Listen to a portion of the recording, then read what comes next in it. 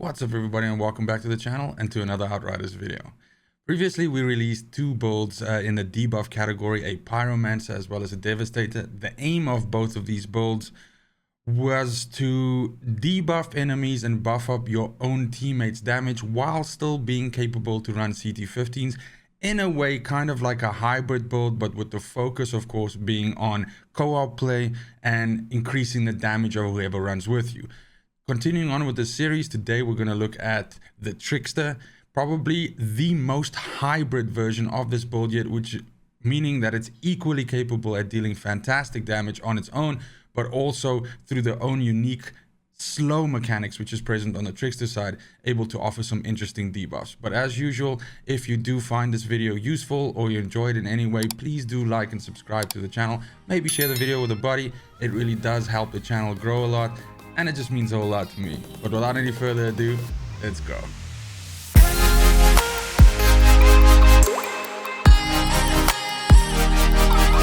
Now, as I set out to create this series, my aim was to look at ways in which I could make the debuff unique to each one of these classes. The point is that generally when we look at debuff and how it works, the idea is that you either increase the damage that enemies take, or you decrease the damage they can deal, or you do some weird kind of combination of those. And you can accomplish this through a unique set of generic mods, and therefore you can almost create a very similar debuff class in each one of the four class types. What I, however, wanted to do, and I think it's worked out in that way, is that to have each one of the four have a unique identity within the debuff space.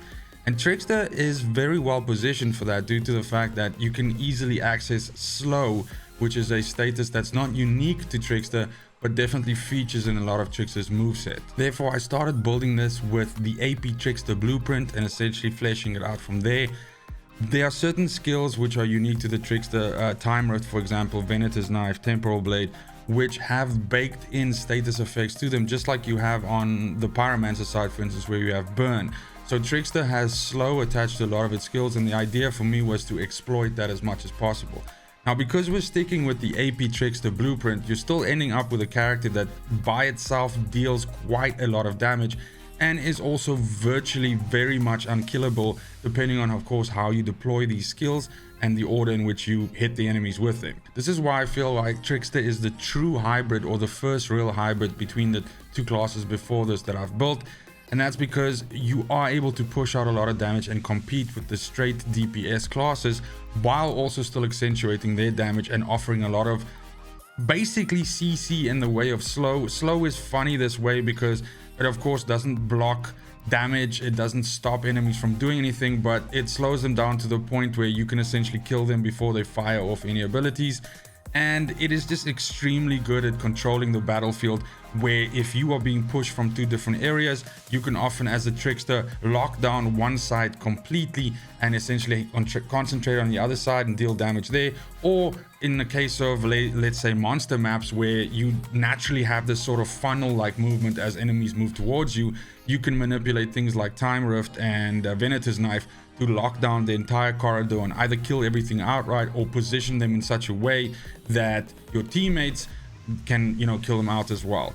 Now, what's unique as well about this is the mods which are baked into Time Rift is equally beneficial to bullet classes and anomaly classes. What I did find with the other debuff classes that we built so far is that they tend to lean to one side or the other. They're either really good at helping out bullet classes, and so therefore you prefer them as partners, or rather they prefer you as partners, or vice versa. With AP, you'll have certain classes that like you a lot more. An example would be a Pyromancer, for instance. A Phaser Pyromancer would love running with this due to the fact of you locking things down in these long lanes with Time Rift, and they can essentially just punch a Phaser through that or something like that. But just all in all, I think that Trickster is in a very good place right now when it comes to the ability to disrupt the enemy and play well in a group. And it's interesting to me because I remember literally a month ago running this game and actually running into very few Tricksters. So it's amazing to see how this has sort of come around, and it's probably a combination of things: the fact that timers aren't really a thing anymore, but also the mindset that players are going through, people wanting to play more in groups. But just in general, I think some of the anomaly buffs that we've seen that have been coming up have really made anomaly very powerful, and therefore anomaly trickster also very powerful. So when we get to the actual build itself, I know usually we start with skills. This time around we're going to flip the script and we're going to go with weapons and armor first. That's because I want some of the mods to be in the back of our heads when we talk about the skills and essentially how they interact. So first and foremost, from a weapons perspective, we're using a Funeral Pyre. Funeral Pyre with Shadow Comet and Claymore Tarantant is ridiculously good and very efficient at dealing damage. And because we are playing Trickster now in more a support role, a debuff role, a lot of the times we're going to be outside the fight. That is how this is different to, let's say, the normal way in which you would play a Trickster. Normally you would be hunting the prey. In other words, you would essentially split the battlefield in half and you would be on the other side of enemies as your allies are pushing towards you. We don't have hunt the prey in this particular loadout, so what we do is we push the back row and we bombard the enemy with Time Rift and with Venator's Blade, and anything that comes close we essentially use the blades on. Now, two reasons why I built it this way is obviously because of the fact that I still want to be able to play this solo, and this does this incredibly capably, probably the best out of the three that I've built so far. And then I also want to be able to just assist in terms of damage when we do get to 2-player or 3-player co-op situations where the enemies have these much higher life pools, and if you can help to deal damage in those situations and basically drop the enemies faster, you know, why not? But getting back to the Funeral Pyre, it is really good due to the fact that you can hip fire this and you can have multiple pellets from one shot hit enemies and pull multiple Claymore Taunts and multiple Shadow Comets down. This is exceptionally good, especially after you throw a Time Rift on a group of enemies and you can essentially just fire into them and it pulls all this down and it shares all the damage amongst them. This is highly effective if you play solo, and you can often wipe out entire groups of enemies just with that combo, not having to do anything else, not having to use a blade or, you know, anything like that. In terms of the secondary and my pistol, I have Death Shield on here with Fortress and Shadow Comet, and I have Torment and Agony with Moaning Winds and Clip Combustion. I never switch weapons. What you can absolutely do is you can bring in a secondary weapon, something like a Voodoo Matchmaker with damage share, something like that. That's of course a fantastic idea to do, where you can essentially switch between these two guns and you can shoot, drop down Claymore Taunts, drop down Shadow Comets, switch, hit them with ultimate damage links, then switch back again, and that's gonna, you know, make it even more effective for sure. But so at the moment right now, the expeditions aren't really challenging enough that it really warrants that level of like sweaty play. But you can absolutely do it, and if you are trying to push into some kind of like a time trial mindset where you're really still trying to run stuff as fast as possible in groups of 2 or 3, then that will definitely be the best way that you can squeeze out that additional damage. But for now, I literally run the Funeral Pyre. I never switch off this gun, and I essentially just use this and I shoot every time those skills are off cooldown. When we get to the actual armor itself, I am using 3-piece Edge of Time. Now, does this build work with Trespasser? Absolutely. The bonus that we get now from Trespasser for Time Rift is fantastic, and that is going to increase your damage. But I wanted to use Edge of Time because, first of all, I want Temporal Blade to still be good in this build, and I still want it to be able to deal decent damage. Temporal Blade is also one of the ways for us to resist damage, the way that we build this character, so it's a way for us to protect ourselves. And then also, I really like the idea of just the interaction between being able to be very lethal in short range, but also being able to push out all these debuffs and everything. So that's basically why I stuck with Edge of Time. But as mentioned, you can absolutely use Trespasser and it'll work just as well. But I'm using the headpiece here. Also, the other reason is that the skills, the tier 3 mods, which you can keep on Temporal Blade, are the best obviously on Edge of Time, and so it allowed for me to build the selection of mods that I want on the 5 pieces of gear the easiest without having to shuffle mods around too much. So it was also just for the sake of you know, ease of configuration. The goggles itself, so basically what you're looking for here in terms of substats is you want as much as possible anomaly power. I have 170k on here because I have anomaly power on 4 of my 5 pieces, which I think is more than enough. But if you configure it in such a way that you can squeeze out even more, that's just going to be more beneficial to you. But your two substats that you're looking for is you absolutely want cooldown reduction as a priority. You want as much of that as possible. The lower your cooldowns are, the more you can disrupt combat, the more you can throw out time rifts, the more you can heal yourself, and the more damage you can deal. Skills life leech in this build is okay, it's good, but you are going to be getting back a lot of health in any case, just due to the way how time rift interacts with enemies.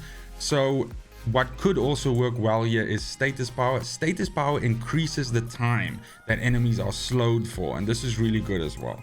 So we have double slice on here, which essentially says that when you slice someone with temporal blade, shortly afterwards they take another 50% damage. So it's almost like two slices, right? So if you have two temporal blades available, it's essentially like 4 slices. So 2 hard ones and 2 slightly softer ones. Then we have boomerang blades on here for the Venator's knife. Now what this does is boomerang blades makes Venator's knife repeat its path one more time. So when you throw a Venator's out, it's going to tag enemies, and then boomerang blade makes it go back again. Now each application of Venator's knife rather, does a little bit of damage, but it also slows, and that's why this is so good. Now if the enemies are, when it's busy traveling back, if those enemies are dead, it'll complete its route in another way. So this is fantastic, and just spreading the Venator's knife effect on as many enemies as possible. Then when we get to the chest piece, you have cut loose and you have a little bit of pain on here. Cut loose gives you a 20% reduction in your cooldown for temporal blade, which is also fantastic. Little bit of pain. This is pretty much the cream that makes time rift so delicious right now. Little bit of pain makes time rift apply a dot that deals basically 610,000 damage over 6 seconds to everything that it affects. There's no limit to this, so if there are 20 enemies, all 20 enemies will get this dot on them. Now the point is, when you throw a time rift out for these 6 seconds, if you hit at least 2 enemies, you are basically unkillable. You can stand in blue fire while a brood mother is trying to eat you up, and while a behemoth is running all up and down your back, and you probably won't die. You are getting so much life gain back, and maybe you need more than 2. I might be over exaggerating slightly, but the point is, this is one of the best ways for you to open up and to run from one area to the other in fire, because once you throw this out for those 6 seconds, you are very, very topped up in terms of life. When we go over to the pants, that's our second piece of Edge of Time. And of course, by the way, the Edge of Time bonus for the set just means that your temporal blade does 100% more damage. Cyclone Slice, by the way, as well. I'm not a big fan of Cyclone Slice. Is it possible that you could somehow work Cyclone Slice into this build instead of temporal blade? I think so. If Cyclone Slice is your thing, but for me, I stuck with temporal blade. On here we have Time Crack. This is one of our debuff abilities as well. This says that the same enemies that you put that dot on, their armor and resistance is also decreased by 35%. Now armor means stuff that's shooting them, but not with anomaly based bullets, just normal bullets. That's going to deal more damage, or hitting them. And then resistance is anybody that's hitting them with anything anomaly based, that they're going to cut through 35% of the resistance. We also have Strong Slice on here, which just increases the damage of each slice by 100. So we've seen now we've got a bunch of mods here that are working on the time rift side and making time rift better. We have the one for Venator, and then we have quite a few as well, just helping our temporal blade to also push out some serious damage. When we get over to the gloves, Slasher on here means that we can slash with temporal blade twice shortly after each other before it goes into cooldown. And then long range here is clutch, because by default time rift ranges, it's not terrible, but it's not that great. And this essentially triples that. So what you are seeing is, if you go into a specific area and you throw down your time rift, you're almost able to reach basically as far as you can see before, the edge of the screen or something like that. So this is fantastic. Remember, the more stuff you hit with time rift, the more life you get back due to that dot, the more things are debuffed with that 35% armor and resistance. When we get to the last piece here, the boots, temporal armor this is why I said why this is also a great way for you to stay alive with temporal blades. So this boosts your armor by 50% for each affected enemy. This lasts 8 seconds, and it can stack up to 8 times. So if you hit 4 enemies, your armor is boosted by 200% for 8 seconds. And because you have 2 slices, you can run into a group and hit 4 this side, and then swing around this side and hit 4 that side, and then you've got the full stack of 8, and you've got basically all that additional armor. The armor doesn't protect you from taking anomaly damage, but because you're in close range and close up to stuff, this is going to really help you survive getting hit by melee or, you know, Perforor climbing all over you. The last mod that we have on here is Pain Transfer. This is also another Time Rift staple. This basically says that 20% of weapon damage and 30% of anomaly damage dealt to one affected enemy will be transferred to another affected enemy. This is another thing that makes Time Rift so good, because you can hit a bunch of enemies in a line and you can just hit the first enemy that you see that's standing right in front of you, and 30% of that anomaly damage is going to be shared with the guys down the line. Now this is fantastic in group play as well, because by coordinating and, for instance, hitting a boss and you know, some of his minions, and then coordinating with your team and all of you alpha strike the boss, that's just going to murder the little minions next to the boss in any case, because they're going to take all of this additional damage as well. Now we can look at the skills, and obviously now, having looked at the mods, we understand that we're using Temporal Blade, we're using Time Rift, and we're using Venator's Knife. Now all three of these are on super low cooldowns, and this is one of the reasons why this build is so deadly. You are constantly able to use these abilities as they come off cooldown, and these are your main damage dealing abilities. Your damage is not coming from your weapon, even though Funeral Pyre is no slouch when it comes to pushing out damage. Your main damage is coming from Time Rift and applying Time Rift with that dot on stuff. Temporal Blade, the two that you can hit here, also again hits for quite a bit, especially if you combine it with the fact that you are able to ramp it up by putting Venator's Knife on something. So you can put Venator's Knife on something, and as we can see, a Venator's Knife effect says it can hit a maximum of 5 enemies in a small radius, giving them a little bit of damage but also marking them. This mark, it gives them slow, as I've mentioned, and for 10 seconds the first damage dealt by you will be doubled. Now Venator's Knife would be broken to death if it doubled damage to it by everybody. This would be so fucking sick. But unfortunately, it's only damage dealt by you. So it is very important that you remember that when you throw Venator's Knife, that you should be also dumping damage onto enemies.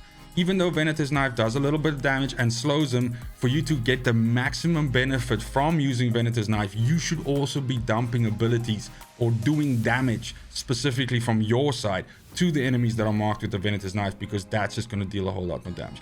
And that can literally be anything. You can hit him with a skill, you can hit him with a Temporal Blade, which is a really good thing to do. You can hit him with your weapon and drop a bunch of, you know, stuff on them. You can melee him, just as long as you're dealing damage to them. When we get to the class tree itself, we're going bottom tree, of course. Now, there's a few changes that we make here. Otherwise, it's kind of in a way like cookie cutter AP Trickster. The point is we're not using Hunter Prey, so we can reclaim the Hunter Prey nodes and put them somewhere else. So we're essentially going down the tree as usual. We're picking up as much anomaly as we can. And one of the first ones that we pick up is Counter Shield. This says that activating a deception skill increases your anomaly power by 50%. We have two deception skills. We have Venator's Knife and we have Time Rift. So we can make sure that this buff is essentially always up, and 50% additional anomaly is huge. It's going to make all of your abilities just, you know, click that much harder, especially your Temporal Blade. So again, while this is a support build, while this is a debuff build, you are absolutely geared and good to go for mixing it up and throwing out a Time Rift, throwing out a Venator's Knife, and then running in there and cutting stuff up with Temporal Blade. That is definitely the way to go, yeah. The next major one we pick up is Anomaly Acceleration. This says when your skills end, increase your anomaly power by 50% as well. Now that is of course your Temporal Blade, which you have two of.